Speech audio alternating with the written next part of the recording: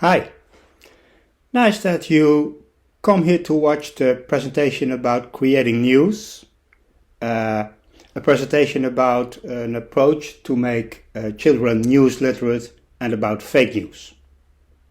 My name is Jos van Helvoort and I'm the presenter of this contribution, which was prepared together with my colleague Maarten Thissen. We are teachers and researchers at the Hague University of Applied Sciences. Myself, I work at the Faculty of IT and Design, and I'm researcher at the Sustainable Talent Development Group. And Maarten Thissen is a teacher at the Primary Teacher Training Institute of the Hague University. The research that I present today is part of a larger research project, and the first part was a literature review that we did together with researchers from KB National Library in the Netherlands. Conclusion of the literature study was the assumption that allowing children to create their own news messages is an effective approach to teach them how to distinguish between reliable news and fake news. And in the current project, the field research, we try to find evidence for this assumption from the literature review. Participants in this project, in the field research project, were the Sustainable Talent Development Group of the Hague University Applied Sciences, the students from the Primary Teacher Training Institute, their supervisor, a class with children from Kindcentrum Snijders, a primary school in Rijswijk, which is a suburb of The Hague, and the teacher of the children from Kindcentrum Snijders.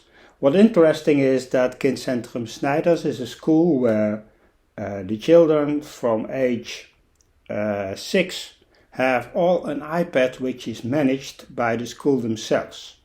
The school is not an iPad school, but they use iPads and during their lessons. And the devices are managed by the school teachers, and it's one of the possibilities to make that all the apps that are used are secure and dedicated to the age of the children. This collaboration project was realized with a grant from Dutch Research Council NWO.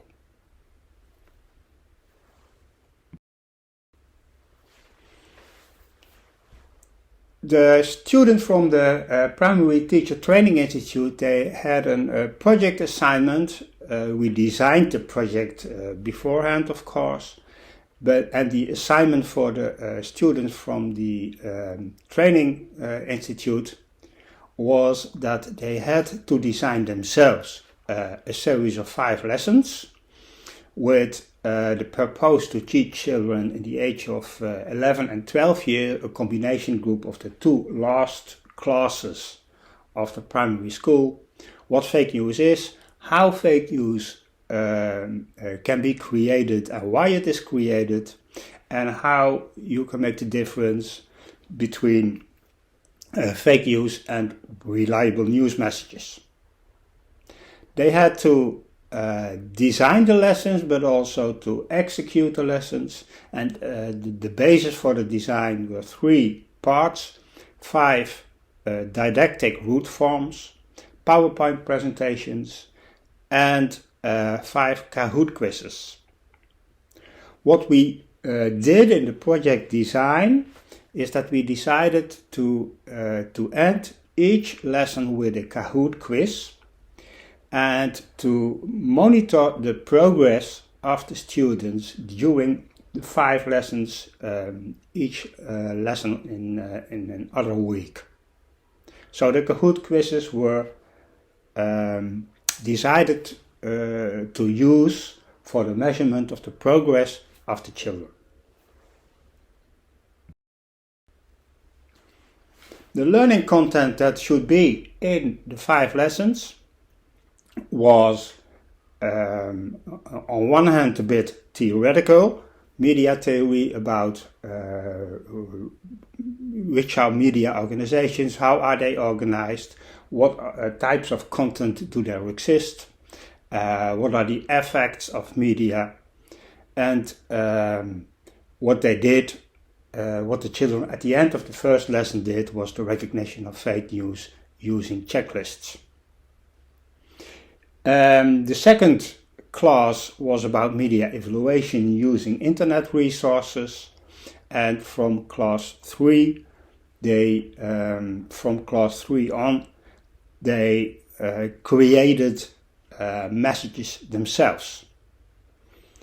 Photos with Photoshop makes app on the iPad of the children, sensational news stories with wild headlines as a text, and based on those texts, videos edited with iMovie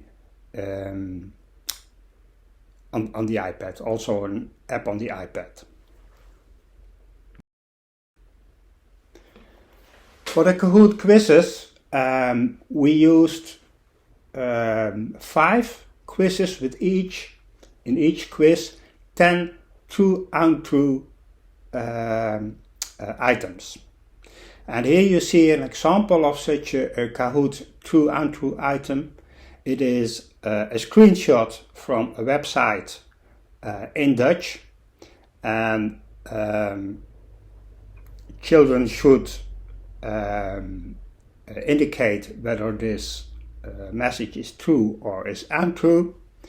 And for the non-Dutch reading people, the headline of this message is there was an enormous line of people waiting to enter the face mask shop because no one wants to be infected.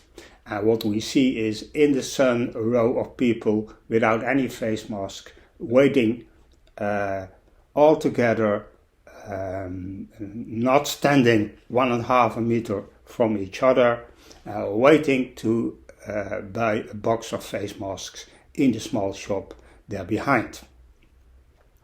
It's a satirical side, of course, and the purpose was that the children would recognize that this is satire. Each Kahoot quiz had, in other words, 10 items like these, and not only satirical, sometimes serious, but also sometimes only commercial or with a purpose to mislead people. We had 3 research questions. The first one related with the Kahoot quizzes. To what extent did children make progress in recognition of fake news? We measured 5 times, and we hoped that children would become better in recognizing the fake news and in their scores of the Kahoot quizzes. At the end, the students did a survey with the children, more or less a self-assessment, and they tried to find what and how the children have learned, not only what, but also how did they like it, are they enthusiastic about the way that the lessons were taught. And research question number 3 was derived from discussions that we had each week during 5 weeks with the supervisor of the Teacher Training Institute, the classroom teacher of the primary school, and with students. For research question 1, results, to what extent did children make progress? you see in column number 2 that, of course, not all class was attended by the same amount of children, the same number of children. We calculated medians. What you see is that quiz number 5 has a higher median than quiz number 1. Also interesting that the lowest score is on quiz number 3, and that was indeed a different quiz with different types of items, and students have admitted that they made a mistake in this case. It was dedicated only to Photoshop tasks, photo edited messages. So for the analysis, we did not regard quiz number 3 in the results, and we only made our conclusions with the results from quiz number 1, 2, 4 and 5. To come to real conclusions, it was of course better to only use the children that had attended all the lessons, all the 5 lessons. And these are the results for those children, and the tendency is the same as in the previous table. You see that quiz number 1, 2 and 4 have medians, that there is a progress from 1 to 2 to 4 and 5, but that the difference between quiz number 1 and quiz number 5 is the largest. We also calculated the Friedman scores for these tests, the progress from 1 to 2 to 4 to 5, and there we found that the difference between the different quizzes was only statistically significant for quiz 1 related with quiz 5. So there were differences between 1 and 2, 1 and 4, 2 and 4 and 2 and 5, but the only statistically significant difference was between 1 and 5. What have the children learned according to themselves? Not how, but we're going to speak up this later, but how have children learned according to themselves? We asked them this with a multiple choice question, and what we see that the topics that are mentioned are evenly distributed. That's not completely evenly, but all topics are mentioned by some children, and that's, in my opinion, very interesting, because lesson number 3, creating the fake photos, was supposed to be the most mentioned, and it is the most mentioned, but the other topics are also mentioned. So, in other words, all the topics were more or less interesting for children, and there was not really one only topic that was the best for all.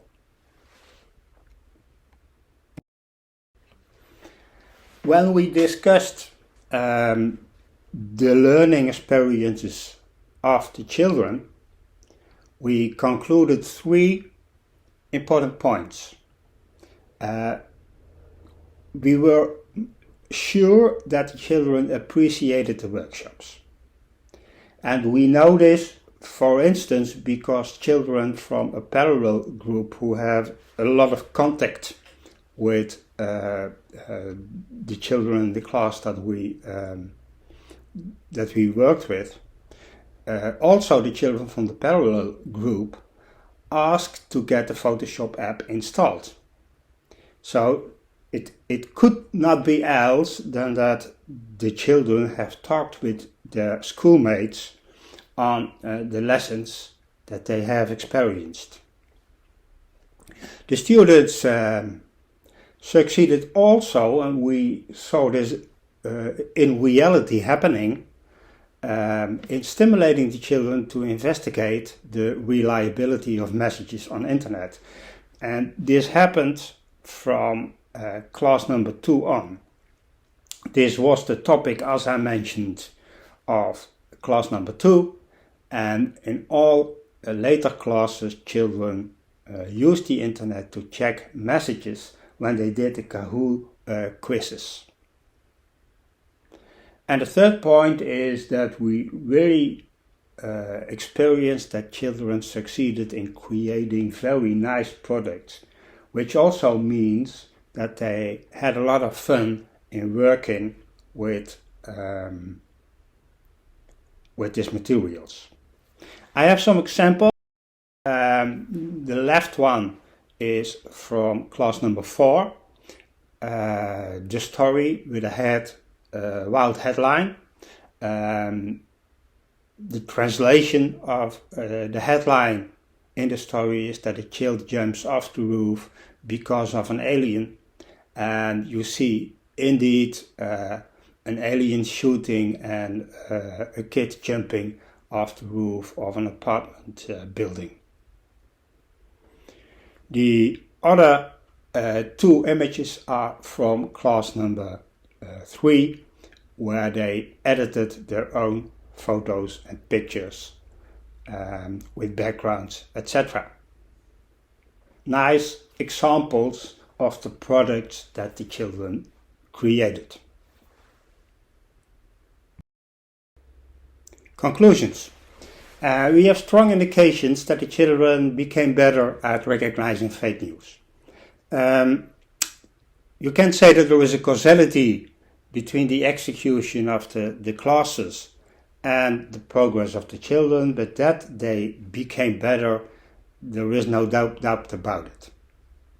The activating approach motivated children to learn about fake news and how fake news is created.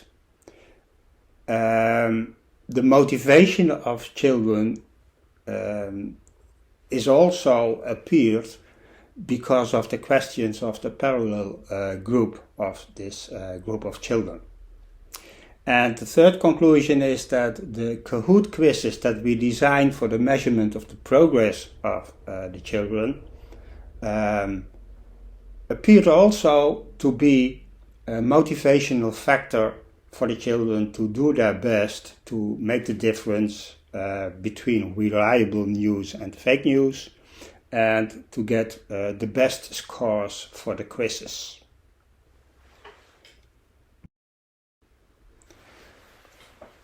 We look back to an interesting and, in our opinion, successful project, which also has a follow-up since spring 2021, together with KB National Library in the Netherlands and partners from Belgium, other partners from Netherlands and partners from Spain.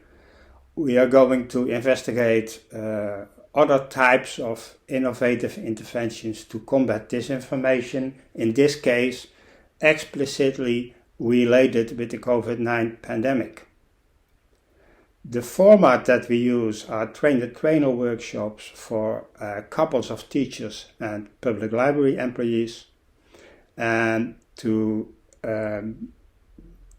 stimulate them to give workshops for 12 to 15-year-old youngers, so an age group a bit later, older than the group that we used for this project. The Smiles project recently started. You can find some information already on smilesplatonic.net, which is this website. We're just in the beginning of the project, and if you want to read more about it, you can follow the results on the Smiles Platonic site. Thank you for listening. I I hope that you will have questions or comments, and I'm ready to answer them. Thank you.